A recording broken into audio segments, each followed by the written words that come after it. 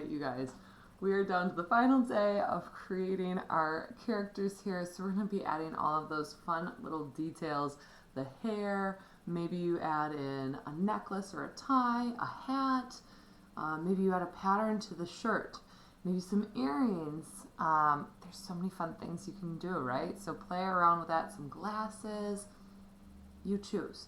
So I'm going to just show you a couple of things, but really today is about getting creative and having some fun.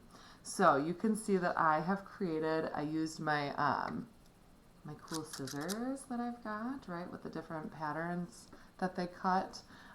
So I used those to cut out, show you here, some hair patterns. So this is for the one side, and of course I would glue that in, but I just kind of tucked that on into what I made for the, like a bangs area, kind of like swooping in front of my character's face. And I've got that on both sides, so it kind of just almost looks like a flame. My character has some pretty cool hair here. I'm loving that. But there's all kinds of things. You could do individual strips like this if you want them to have longer hair. And they don't even have, you don't have to use your funky scissors either. You could just use your straight scissors.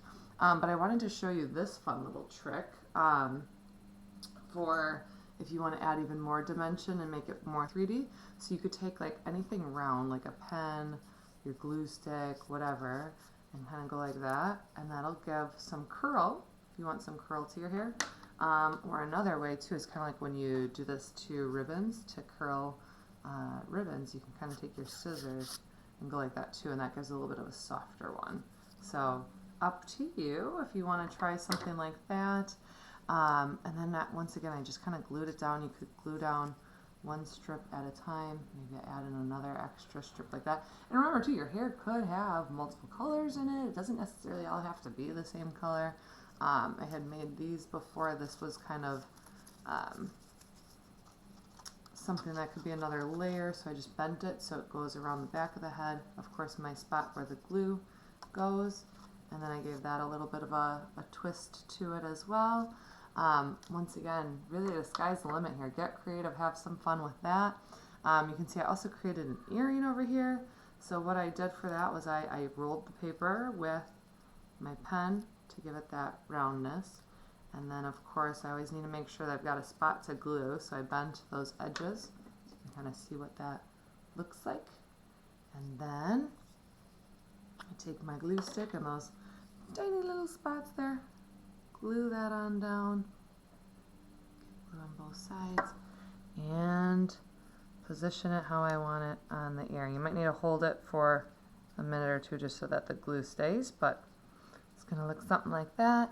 Maybe I want to make some cool pattern for my shirt.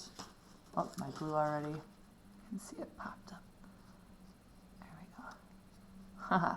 Well, you guys are going to hold yours. This is a demo video, so we're not trying to make it take too long here.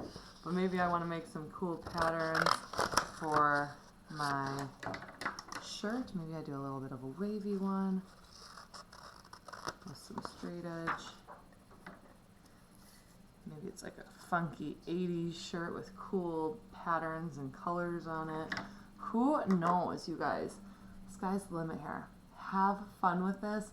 I hope you send me a picture when you're done, because I think these look absolutely adorable and I want to have like a whole gallery of all of them together. But I hope you have fun with this project and can't wait to see them. Enjoy, you guys.